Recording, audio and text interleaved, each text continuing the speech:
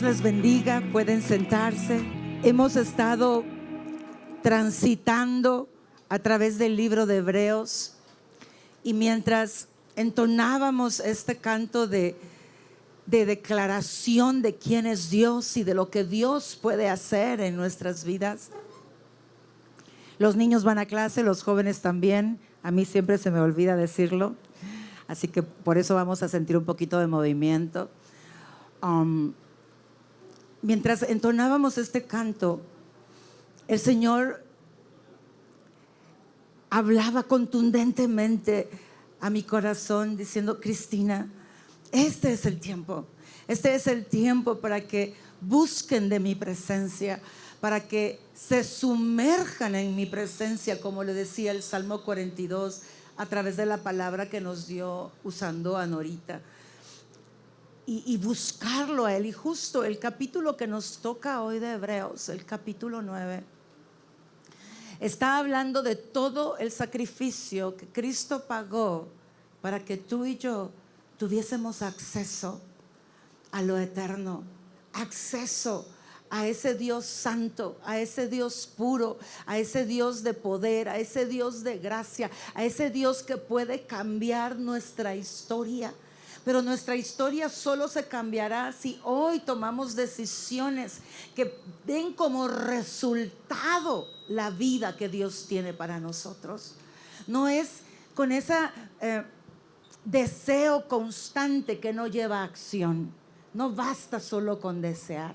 Tenemos que accionar, tenemos que tomar pasos que nos permitan descubrir la riqueza de lo que nos pertenece, es nuestro. Y sé que batallamos con el tema de que es algo invisible para nuestros ojos físicos, pero es real. Y tú y yo lo podemos descubrir si seguimos avanzando, buscando de Él intencionalmente. Que esa parte de buscar la ayuda de Dios no sea la única parte de nuestra relación con Dios. Porque sí es importante, necesitamos su ayuda y siempre la vamos a necesitar. Pero necesitamos conocerlo, entenderlo, descubrirlo y que Él impacte nuestra vida desde adentro hacia afuera para que podamos tener esa vida que sobrepasa cualquier expectativa humana. Y en el capítulo 9, los primeros versículos, se está relatando de qué estaba compuesto las dos habitaciones del tabernáculo. Y una habitación era el lugar santo y la segunda habitación el lugar santísimo. Y describe los utensilios. Si quieren, vamos a leer rápidamente esos versículos, porque están aquí con un propósito, con el propósito de que tú y yo podamos entender que todo lo que el tabernáculo representaba era lo que Dios quería tener con nosotros, pero sin el sacrificio de Cristo no era posible tenerlo en plenitud. Solo teníamos, en esa época el ser humano solo tenía un acceso limitado a Dios y un perdón limitado también. ¿Y sabes qué? No había el poder del Espíritu Santo habitando dentro del ser humano que podía causar una transformación constante en nuestra vida. Entonces, ¿qué sucedía en ese entonces? Sucedía que la gente podía entender lo que era pecado y lo único que lograban alcanzar era remordimiento. Reconozco que estoy mal, sé que no lo debo hacer, pero carezco del poder para cambiar. Y por eso tenían que sacrificarse animales constantemente, pagando un precio de sangre para poder recibir perdón de pecados, pero las personas no eran transformadas porque no iban más allá. No sé si me doy a entender. Y entonces tú y yo vivimos en un tiempo de la dispensación espiritual donde Cristo ya pagó el precio por nosotros, y lo hemos hablado constantemente durante Hebreos. Pero la pregunta es, y lo decía ahorita, hace unos momentos, Dana, ¿estamos listos para el avivamiento? Porque un avivamiento lo que trae es un desatar de lo sobrenatural en todas las esferas de la vida, absolutamente todas. Y es algo que cualquiera quiere tener. Pero ¿estoy listo? ¿O está el avivamiento tocando a mi puerta y ni reconozco que es el avivamiento? Porque mi corazón no está listo, mi corazón no está preparado. Mire, hoy que salí unos días para ver a mis hijos y a mi nieta, mandan saludos a todos. Yo vengo contenta de estar acá, pero triste de dejarlos, ¿verdad? Pero falleció mi hijo, les conté que se me casa en febrero del otro año, y falleció el abuelito de quien va a ser su esposa. Y eso nos llevó a pues tener temas difíciles y profundos, y uno de los temas fue la muerte. Y hablaba yo con mi hijo y le decía, ¿sabes qué? Porque obviamente es una pérdida difícil, ¿verdad? Murió en un accidente automovilístico, lo cual lo hace más difícil porque no había una enfermedad, tenía una vida saludable, era una persona llena de energía, llena de vida, a pesar de su edad, porque tenía 87 años y todos los hijos decían, papi, tú vas a vivir quizás hasta 110 años, porque, o sea, tienes más energía que nosotros, ¿verdad? Más fuerza que nosotros. Él tenía su propio negocio, lo administraba, o sea, él llevaba todo de su negocio, cuerdo, capaz, increíble. Y una moto se salió iba en el celular de la moto, iba muy rápido, se salió del carril, él estaba en la acera de la calle y ahí lo invistió. Y se le quebraron 4 costillas y una de ellas le perforó el pulmón y falleció. Entonces fue una tragedia, fue algo muy doloroso. Y hablábamos sobre ese dolor, esa pérdida que nos llevaba a descubrir, no a descubrir, yo lo descubrí hace un rato, pero a tocar el punto de, tú y yo hablamos de irnos al cielo, pero nadie se quiere ir. Porque si yo les pregunto ahorita, ¿quién se quiere morir? ¿Quién va a levantar la mano?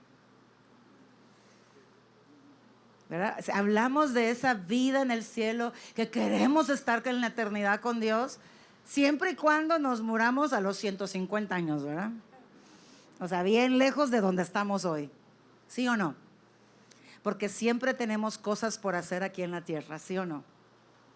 O sea, yo ya tengo 55 años, pero yo ahora pienso, pues yo quiero ver a mis nietos. Y luego quiero verlos graduarse, y luego quiero verlos casarse, y ya quiero ver mis nietos. O sea, ya le vas aumentando cosas por hacer. Porque cuando estás criando a tus hijos estás enfocado, ay, no quiero verlos casarse, y hasta ahí te llega, ¿no? Pero ahora ya le aumentamos y vamos avanzando. Siempre tenemos cosas más importantes por hacer, y la conclusión es que realmente no anhelamos esa vida en el cielo. Lo que anhelamos es no irnos al infierno, que es una cosa muy diferente. No queremos terminar en un infierno, y sí queremos ir al cielo, pero como algo bueno y maravilloso que nos pase, pero no como algo que tengo en mi agenda de me encantaría ya estar con Dios. Y entonces la muerte física, la muerte de este cuerpo, sigue siendo un tema non grato para nosotros. ¿Y qué dice la Biblia que es la muerte? ¿Qué dice la Biblia que es la muerte de este cuerpo? Nadie lo dice, ¿verdad? Muchos lo saben, pero nadie lo quiere decir, solo como 3 me dijeron aquí al frente. Ganancia, ¿no? Morir es ganancia. Ganancia. Y si vivo, no es para ver nietos, no es para ver a mis hijos casados, no, para Cristo, dice la Biblia. ¿O no dice eso? Pero dígame si no seguimos nosotros con nuestros planes bien abrazaditos aquí. Y el plan de Dios, en lo que me conviene, ahí sí, Señor. En lo que no me cambia el rumbo de mi vida, ahí sí, Señor. Y justamente cuando hablamos de querer más de Dios, es hablar de querer todo lo que Dios representa. Es entender que no hay nada más precioso que Él. Es estar dispuesto a decir, porque yo le digo al Señor, yo quiero llegar a ese full entendimiento donde la muerte yo no la vea como un evento triste en mi vida, sino como un momento de celebración, porque estaré en la eternidad contigo. Porque no me voy a perder de nada, porque voy a estar en la plenitud de todo. Quiero eso hecho vida en mi corazón. Quiero que tú te vuelvas absolutamente toda la esencia de la razón de mi existir. Quiero más de ti. Sabes, nosotros no tenemos un Dios cruel que nos va a separar de los hijos porque sea un Dios caprichoso que va a cambiar nuestro rumbo de forma constante. Todo lo que Dios quiere para nosotros es bendición. Todo lo que Dios anhela para nosotros tiene que ver con plenitud. Por lo tanto, si algo cambia, es bendición para ti. Y dice la palabra que nuestros días en la tierra, Dios los conoce y sabe el día en que vamos a partir. Solo Él, nadie más. Entonces no importa lo que yo haga. Hay excepciones en la Biblia, lo sé, donde clamaron por años extras y Dios se los concedió. Podríamos hacer eso, pero Dios tendría que concederlo, ciertamente. Pero entonces, si yo vivo para Dios, no se me van a cortar los días de la tierra, porque no va a haber un castigo sobre mí para vivir para Dios. Ir al cielo será una promoción y no un castigo, ¿sí? Y vivir para Dios sí me va a dar a mí una vida plena que nada en la tierra me lo puede dar. No hay nada, no importa si tu corazón te dice, el día que tengas esto ahorrado en el banco, ese día vas a tener paz. Mentira. Habrán nuevas circunstancias que te amenacen tu paz. Podrás decir, el día que tenga salud completa en mi cuerpo, ese día voy a estar contento. Mentira. Habrán otras circunstancias que van a poder amenazar esa condición de alegría. No importa lo que tú y yo creamos que necesitamos naturalmente en la tierra para estar bien, todo eso puede ser removido y puede causar un terremoto en mi tierra, ¿sí? Y desestabilizar lo que yo considero estable. Lo único que te va a dar estabilidad en medio de esa inestabilidad que podemos encontrar en las circunstancias de este mundo es Dios. Él sí te da estabilidad, Él sí te da plenitud, Él sí te llena al máximo. Solo Él. Entonces, es tiempo de que tú y yo hagamos un autoexamen y nos preguntemos, ¿qué significas tú para mí, Señor? No por lo que siento, sino que lo vea a través de lo que hago. Cada acción de mi vida refleja lo que Dios significa para mí. En mis acciones, en mi forma de vivir, en lo que está gobernándome internamente. Eso es lo que refleja si Dios está ahí sentado en el trono de esa área de mi corazón o hay algo más sentado en el trono de mi corazón, en esa área en específico. Porque tenemos muchos compartimentos. Y en cada una hay áreas donde las hemos rendido a Dios al 100%. Pero hay otras en las que nos estamos haciendo así como los locos más o menos. Y estamos alargando la situación. Pero cuando yo leo Hebreos 9, una vez más Dios pone la atención en el tipo de vida que tú y yo tenemos hoy acceso para tener, para disfrutar. Y entonces vamos a leer los primeros versículos, como les dije hace un ratito. Y dice, ese primer pacto entre Dios e Israel incluía ordenanzas para la adoración y un lugar donde había un servicio a Dios aquí en la tierra. Ese tabernáculo estaba formado de 2 salas. En la primera sala había un candelero o candelabro, una mesa y los panes consagrados para ella. Esta sala se llamaba lugar santo. Estoy leyendo la Nueva Traducción Viviente. Luego había una cortina detrás de la cual se encontraba la segunda sala, llamada lugar santísimo. En esa sala había un altar de oro para el incienso y un cofre de madera conocido como el arca del pacto, el cual estaba totalmente cubierto de oro. Dentro del arca había un recipiente de oro que contenía el maná, la vara de Aarón a la que le había salido hojas y flores, ¿se acuerdan? Y las tablas del pacto que eran de piedra. Por encima del arca estaban los querubines de la gloria divina, cuyas alas se extendían sobre la tapa del arca, es decir, el lugar de expiación, pero ahora no podemos explicar estas cosas con detalle.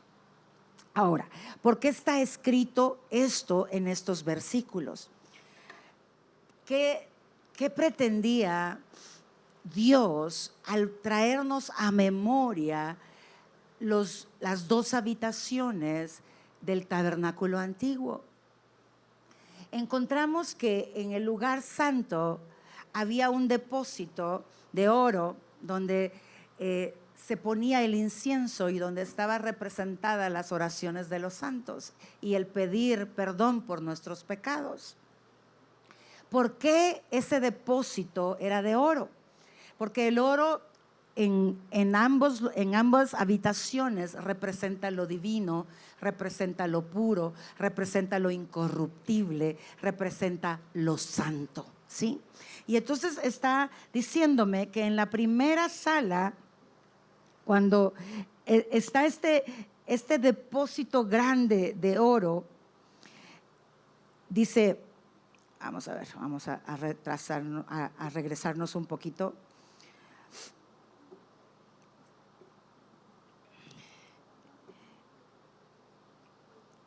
Ese altar de oro para el incienso y un cofre de madera.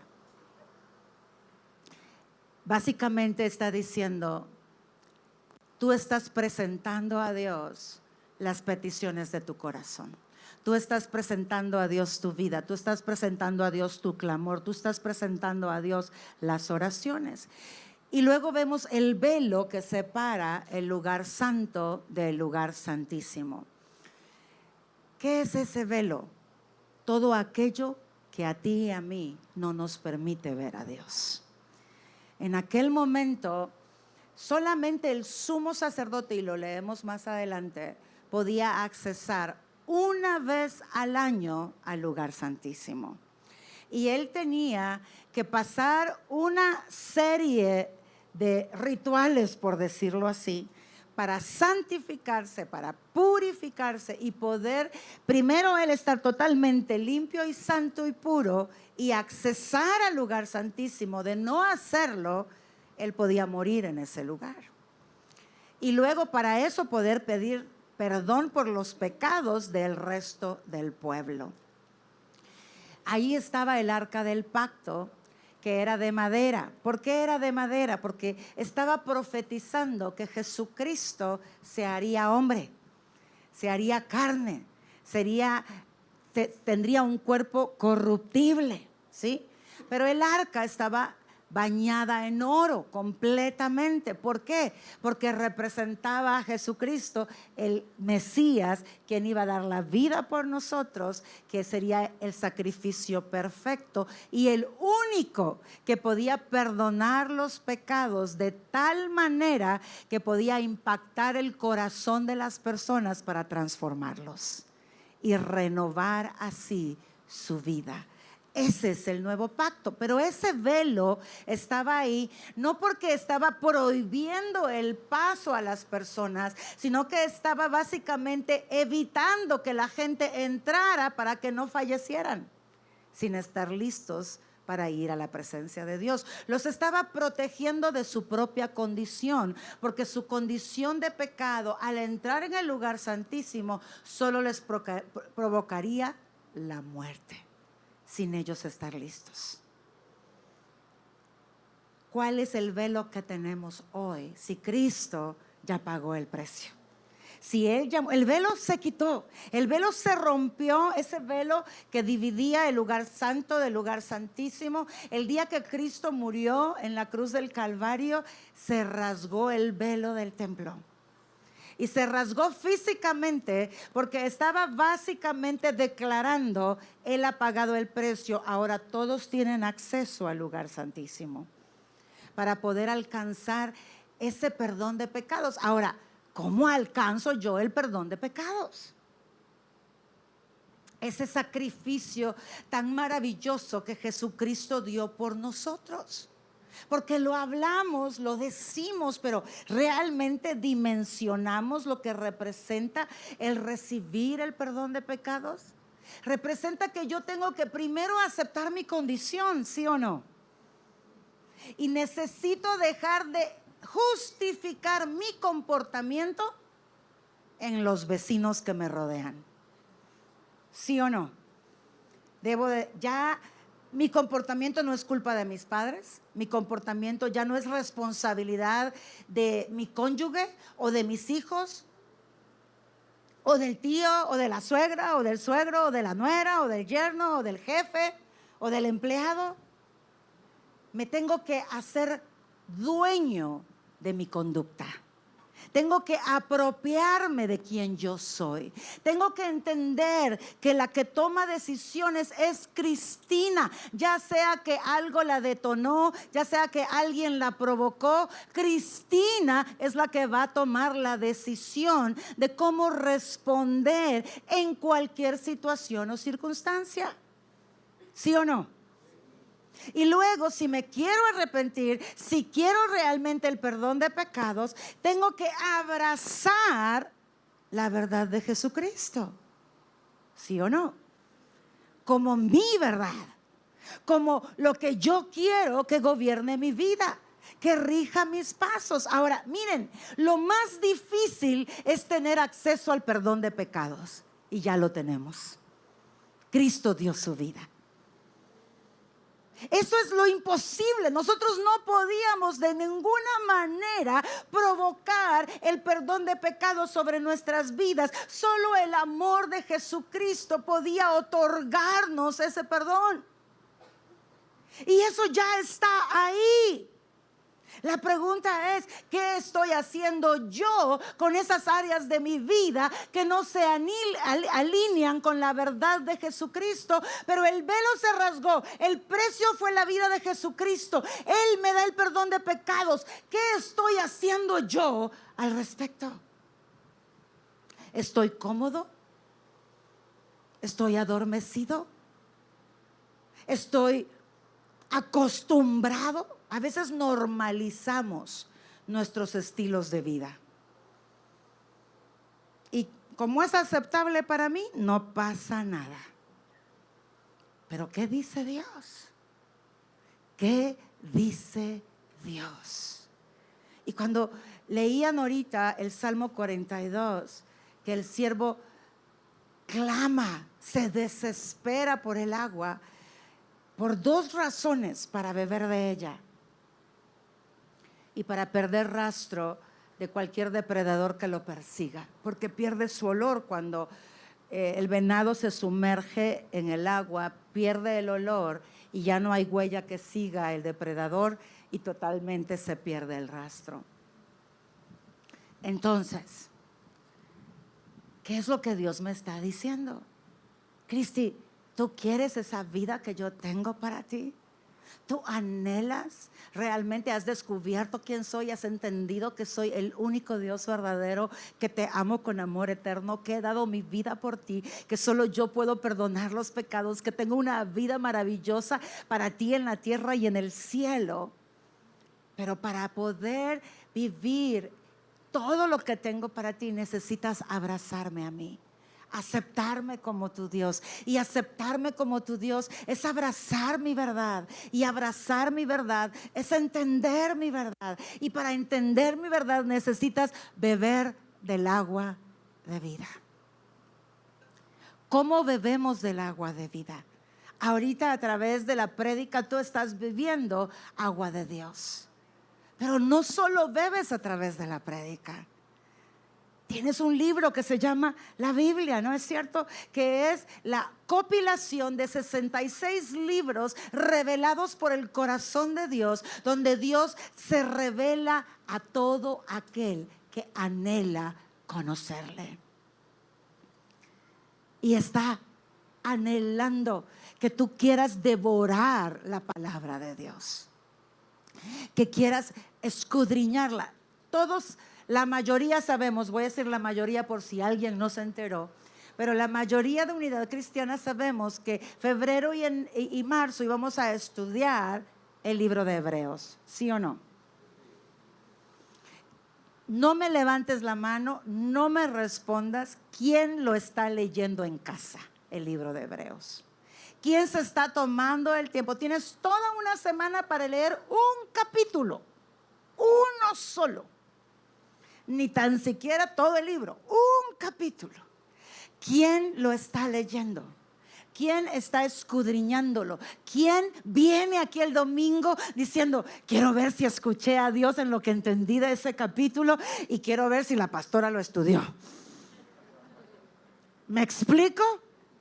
Porque viene preparado, viene listo, porque tiene hambre de Dios. Y si hay algo que no lo vi, solo lo agrego a lo que ya Dios me reveló. Pero, ¿sabes? No tiene precio la revelación que yo puedo derramar sobre tu vida a la revelación que directamente recibes de Dios. Lo que se experimenta tiene una dimensión mucho mayor cuando directamente la recibes de Dios. ¿Sabes por qué? Porque Dios se vuelve real para ti de forma personal. Es tu relación con Él, son tus pláticas con Dios, es lo que Él te está hablando en secreto. Y yo te decía hace unos domingos atrás que yo soy de esas mujeres o de esas personas humanas a las que Dios le revela sus secretos. Pero ¿sabes por qué? Porque dice la palabra que a sus íntimos Él le revela sus secretos. Es porque yo fui intencional y decidí hace 30 y pico de años hacerme íntima de Dios. No es porque yo sea favorita, Dios no tiene favoritos. Y lo estudiamos el año pasado, fue el libro que estudiamos. Dios tiene íntimos, personas que deciden estar cerca de Él, personas que deciden atreverse a creer que Él les habla y les va a hablar siempre y se va a derramar sobre ellos y se va a revelar. Entonces todavía nos faltan 3 capítulos de Hebreos. 4 capítulos de Hebreos. Ya no sé ni restar ni sumar. 4 nos faltan. Ya iba a predicar hoy del 11 porque yo ya iba bien acelerada. Y me dijeron, no, todavía no nos toque el 11. Ok. Estudiémoslo juntos. No importa si no entendiste nada, lo importante es que des pasos para buscar, escudriñar la palabra y que no te desanimes si no lo entiendes, que sigas leyendo, que sigas escudriñando, que sigas tocando a la puerta de aquel que dice que si la tocas, Él va a abrir la puerta, que si le buscas, le vas a encontrar. Él lo dice y si Él lo dice, Él lo va a cumplir. Lo que muchas veces nos sucede es que cuando no entiendo nada, dejo de leer porque me desanimo, me doy por vencido, porque me enojo, porque no me gusta la sensación de sentirme como medio ignorante cuando no entiendo nada. Por la razón que sea, no dejes de buscarlo, porque yo te prometo que lo que Él ha escrito en su palabra se va a cumplir en tu vida. Y que ese día en que esos versículos cobren vida delante de tus ojos, están más cerca de ti de lo que te imaginas. pero necesitas permanecer escudriñando las escrituras. Eso es ser una persona que tiene sed, que clama, que se desespera por el agua que es Cristo Jesús, que decide entonces sumergirse en ella. ¿Cuándo me sumerjo en el agua? Cuando dejo que esta palabra sea la que me gobierne. Cuando dejo que esta palabra sea la que le dé lineamiento a mis pasos, dirija mi caminar. Mira, cantidad de veces en el camino yo me he encontrado con cosas en mi corazón en las que me resisto a lo que Dios me está pidiendo, en la que yo no quiero, en la que no se me antoja, en la que me enojo si cedo. Cantidad de veces. Pero ¿qué hago con eso? Lo agarro y le digo: ok, Señor, lo voy a traer a tu presencia hasta que eso se rompa en mi corazón, porque lo que yo quiero es tener un corazón agradable a ti. Porque tú no pesas mis acciones, tú pesas la motivación de mi corazón. Tú pesas lo que nadie puede ver. Porque yo puedo decirte, la verdad, y con una gran sonrisa, una acción, y por dentro, si supiera que me cae mal. No es cierto. Si supiera que me cae mal, ¿me explico? Entonces Dios pesa lo que nadie ve, la intención del corazón. Entonces yo llevo esto a Dios y soy honesta conmigo misma, porque cuando ves a la persona sabes si te cae bien o te sigue cayendo mal. ¿Sí o no? Si tienes algo atravesado en el alma contra esa persona, te das cuenta. Es mentira que no lo sabes, lo sabes. Entonces, si yo digo, sigo sintiendo esto, Señor, lo vuelvo a llevar hasta que ese día en el que Dios me hace libre llega. Insisto, persisto, permanezco. ¿Por qué permanezco? Porque Él es demasiado importante para mí. Porque no vivo para los hombres, vivo para Él. Porque Él pagó un precio demasiado alto por mí. Hay personas que dicen, sí, pero Dios de todas maneras me ama. ¿Es cierto? Dios nos ama a todos, a los que le conocen y a los que no le conocen. Pero solo aquellos que deciden amarle son de Dios. Y ahí está el detalle, diría alguien, ¿verdad? Ahí está el detalle. No se trata de que Él me ama, Él ya nos ama. Se trata de que los que lo aman a Él, esos son de Él. Los que cumplen sus mandamientos, esos son de Él. ¿Sabes qué más dice Juan? Mira, cuando llegas a las cartas de Juan, no, ese libro te deja sin espacio para esconderte. Dice, si no amas a tu hermano, a quien has visto, no puedes amar a Dios a quien no has visto, dice. Y no me hagas la lista de los que te caen bien, hazme la lista de los que no están en esa lista. Ellos son las personas a través de las cuales tú vas a revelar cuánto amas a Dios. Esas personas difíciles, esas personas que quizás nunca van a pedir perdón, que nunca van a reconocer sus faltas, pero que tú vas a encontrar en Dios la fuerza, el poder para vivir una vida sobrenatural, porque Dios era más importante para ti, porque el precio que Él pagó para que hoy tú y yo pudiésemos tener una vida que brilla con su luz fue un precio demasiado alto, fue su vida misma. O sea, ¿quién de forma voluntaria hubiese decidido, siendo el Dios todopoderoso, bajar a ser hombre, padecer la vida de simplemente ser un ser humano? Porque Jesús no se la pasó bonito. Nosotros hablamos de los 3 años de ministerio de Jesús, pero ¿qué pasa con esos 30 años antes? Cuando la fama de Él era que Él era hijo de la fornicaria María, porque así hablaban de María, porque había nacido antes del matrimonio. Y nadie se atrevía a creer que había sido concebido por el Espíritu Santo. Lo único que sabía la gente es que ella estaba prometida con José y de repente estaba encinta.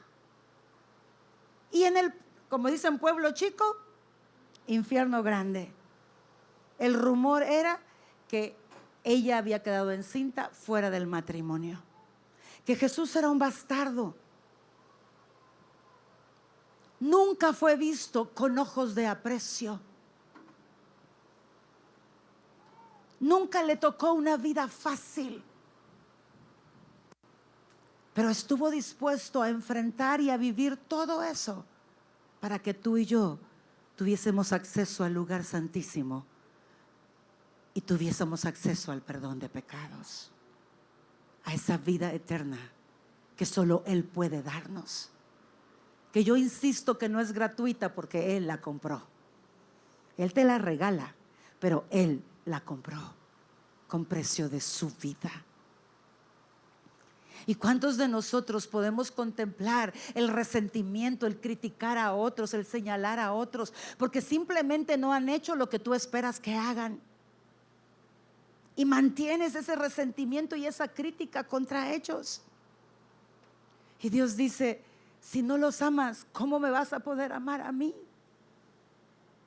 Y es ahí donde Dios está insistiendo en nuestra vida y nos está diciendo, sumérgete para que tengas una vida sobrenatural, una vida que refleja que yo existo, una vida que refleja que yo soy Dios. El Dios de tu vida, el Dios de tu corazón, el Dios de tus sueños, el Dios de tus deseos, el Dios de tus anhelos. Mire, está tan cerca de nosotros el poder reflejar a Dios. A veces está tan cerca como tu esposo o tu esposa, si estás casado, o tus hijos, si tienes hijos, o tus padres, porque todos de alguna manera, todos tenemos papás, eso sí es algo que no nos puede faltar, ¿verdad? Puede que no estén presentes algunos de ellos, pero tal vez crió una abuela o un tío, o tus primos.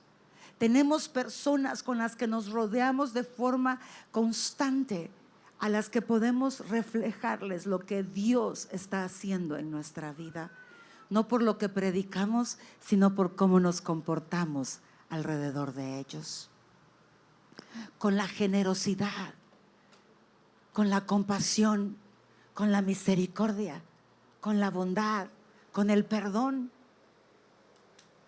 A veces decimos perdono, pero no olvido. Y el perdón es justamente eso, decidir no traer a memoria más lo que alguien me hizo. Ese es el perdón. Es soltar, es amar a través del amor de Dios. Y todo eso, ¿dónde se logra? En el lugar santísimo. Quiero que me acompañen siempre en Hebreos 9. Y nos vamos a ir unos versículos más adelante.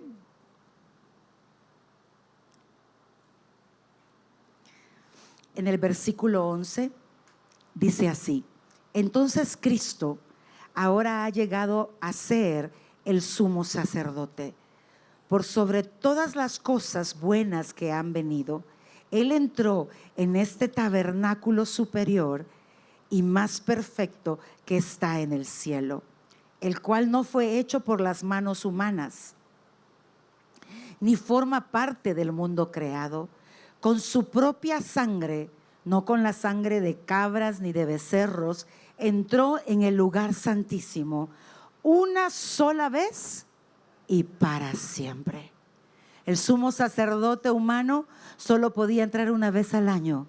Jesucristo entró para permanecer siendo el sumo sacerdote para todos aquellos que decidimos creer en Él para el resto de la eternidad, y aseguró nuestra redención eterna.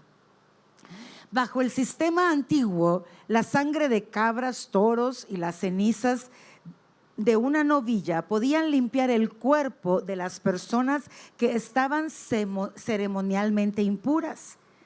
Imagínese cuánto más la sangre de Cristo nos purificará la conciencia de acciones pecaminosas para que adoremos al Dios viviente, pues el poder del Espíritu eterno Cristo se ofreció a sí mismo a Dios como sacrificio perfecto por nuestros pecados.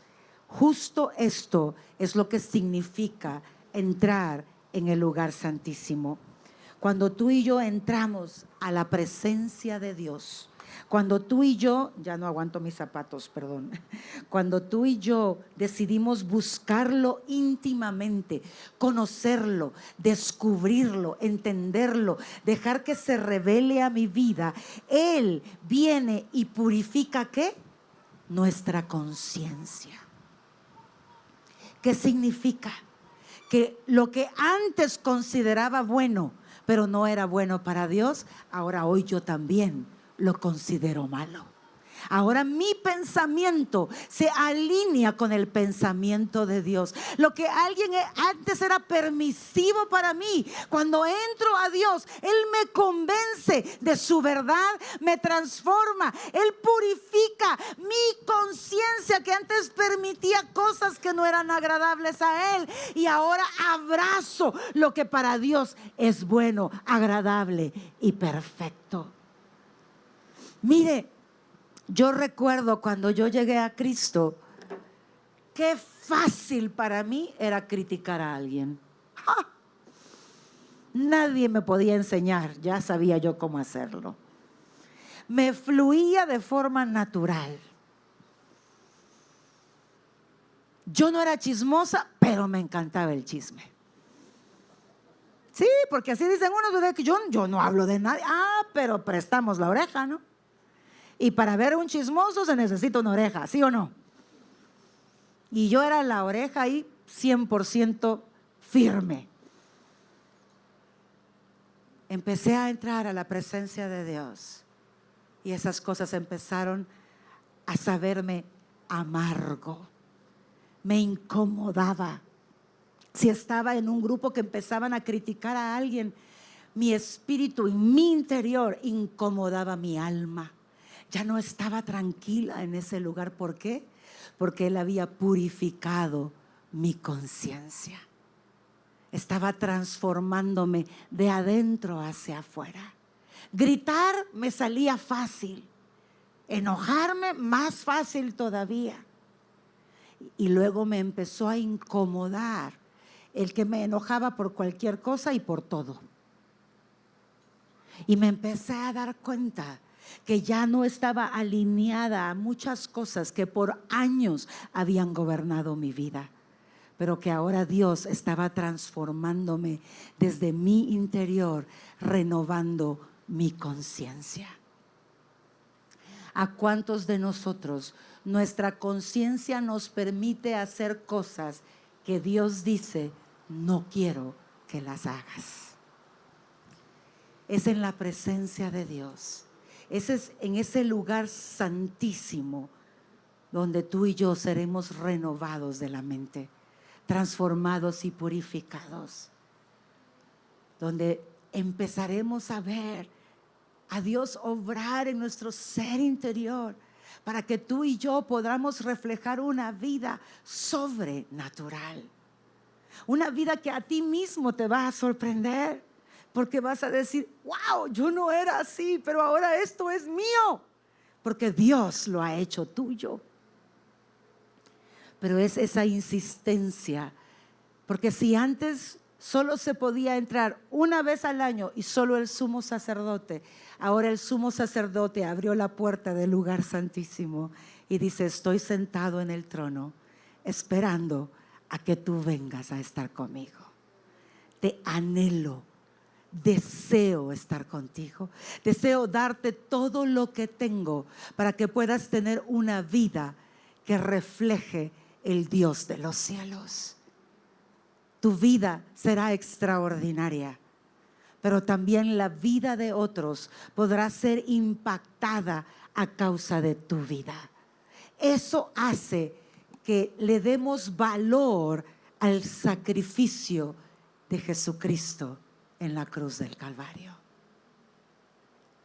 Sé que todos valoramos a Jesús, pero Dios dice, sigue valorándome, dándome más de ti, amándome más cada día. descubriendo esas áreas de tu corazón que todavía no se han alineado conmigo.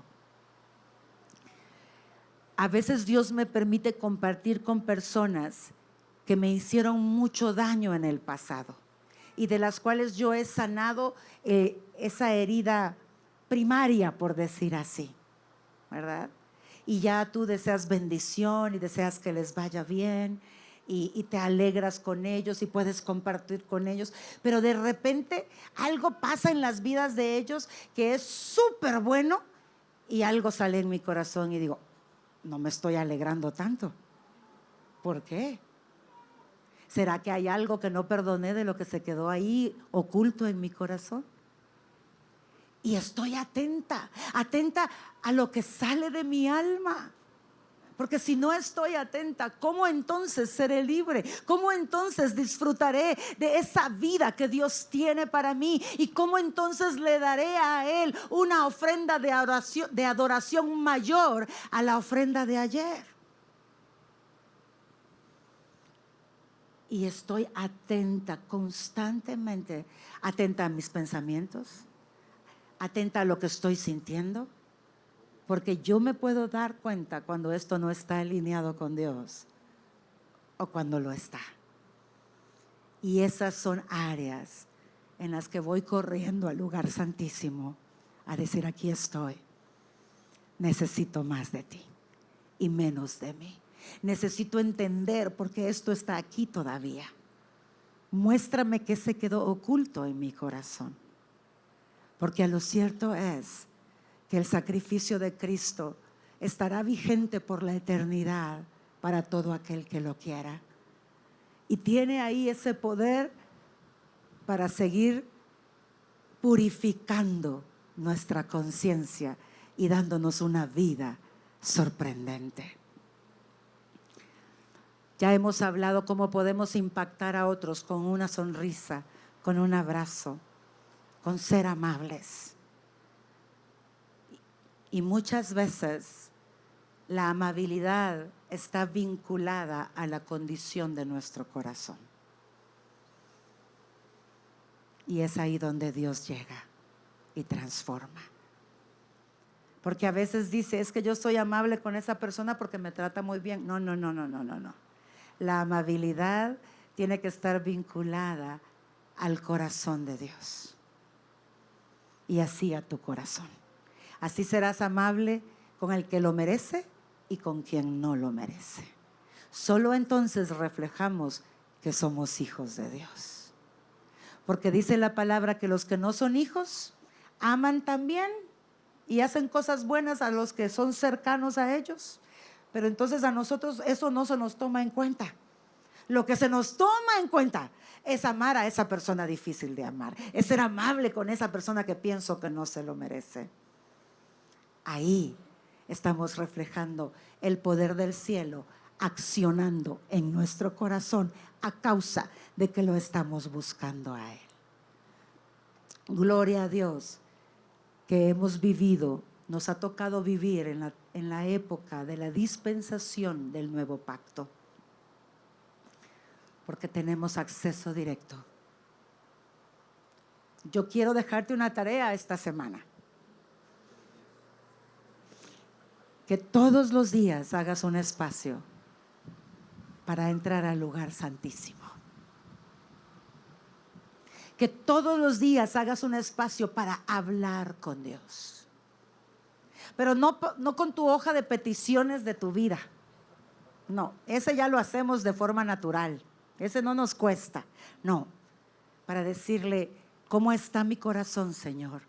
¿Y qué necesito de ti para seguir avanzando en amarte a ti más? Búsquelo como nunca antes. Búsquelo todos los días esta semana. Tómese un tiempo en su coche, si tiene coche y maneja a su lugar de trabajo, ponga música de adoración. Mire, ahora si no tiene Bluetooth en su coche, en su celular ponga música de adoración. Ya no hay excusa. Y conéctese con Dios en ese tiempo que le toma de su casa a llegar al trabajo. Si anda en transporte público, consiga audífonos y vaya adorando a Dios en su teléfono. Conéctese con Él en todo tiempo que pueda. Esta semana tiene la tarea de entrar al lugar santísimo, y todo el tiempo que usted tarde de trasladarse de un lugar a otro, adore a Dios con alabanzas, con adoración. Y dígale: revélate a mí, Señor, revélate a mí. Y yo sé que usted va a tener experiencias divinas con Dios, que van a hacerle a usted descubrir lo maravilloso de entrar al lugar santísimo y de estar conectados con Él, recibiendo vida de Él en todo tiempo.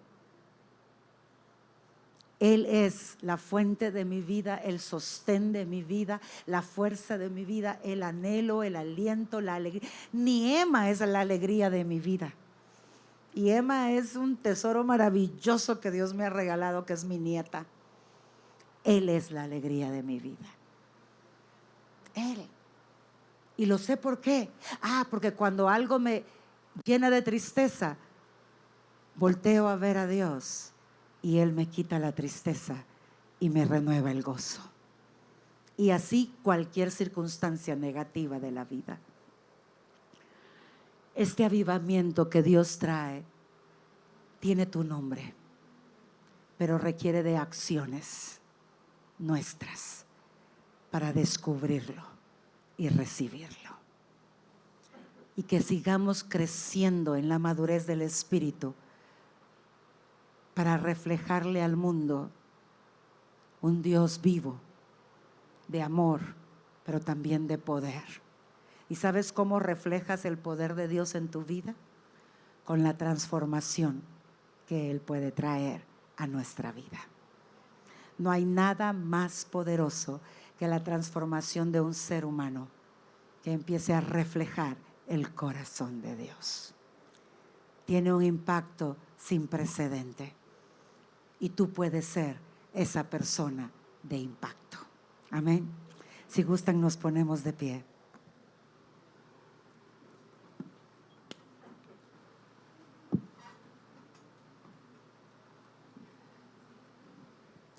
Señor, gracias. Gracias por tu presencia, mi Dios, en medio de nosotros. Gracias porque a través de tu sacrificio, ahora ya no solo es perdonado la condición externa del ser humano, sino que somos transformados desde nuestro interior, renovando nuestra mente, cambiando la conciencia de nuestra alma, para que vivamos una vida alineada contigo. Tú eres el que ha hecho realidad este pacto en nuestras vidas, y a través de quien podemos recibir esa herencia espiritual para poder traer el cielo a la tierra. Gracias, Dios, por lo que estás haciendo en nosotros y por lo que vas a hacer, por despertar en nosotros hambre y sed de ti. Que nos desesperemos por habitar en tu presencia, que busquemos toda oportunidad para conectar contigo. Tú te vas a asegurar que escuchemos tu voz, ya sea que deposites pensamientos en nuestra mente, ya sea que la palabra cobre vida delante de nuestros ojos, ya sea que una frase resalte por encima de otras y sea la frase que yo necesitaba escuchar de parte de ti. Tienes muchas formas a través de las cuales nos hablas, pero te asegurarás de que tu pueblo, de que tus hijos entendamos que eres tú hablando.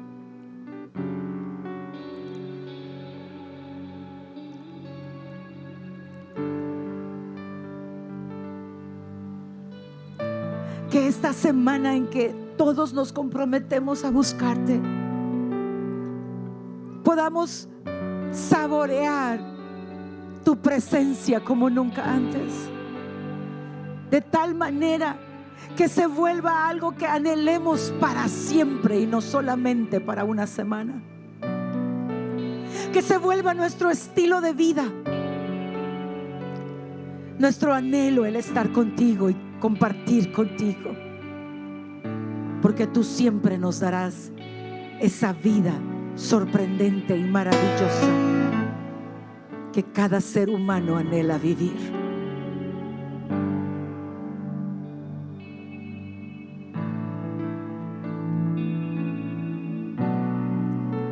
Tú no fallas por el error de otro, te dice hoy el Señor. Tú fallas por lo que has albergado en tu corazón. Y es ahí donde yo voy a obrar esta semana en tu vida. Es ahí donde yo te voy a dar nuevas fuerzas. Es ahí donde yo voy a darte entendimiento. Es ahí donde yo voy a añadir de mi misericordia y de mi compasión. Porque contigo y conmigo, unido a ti, tú podrás. Tú podrás. Porque yo soy tu Dios, el Dios de lo imposible. Yo haré algo nuevo en ti esta semana. Y eso que te venía persiguiendo, que te tenía atado a comportamientos de conducta y de pensamiento y de emoción, hoy se va a romper en mi presencia. Sumergido en mi agua, sumergida en mi agua, ahí se romperá. Y haré algo nuevo, haré algo nuevo en ti. Y vendrá descanso a tu alma, y vendrá regocijo a tu corazón, porque mi libertad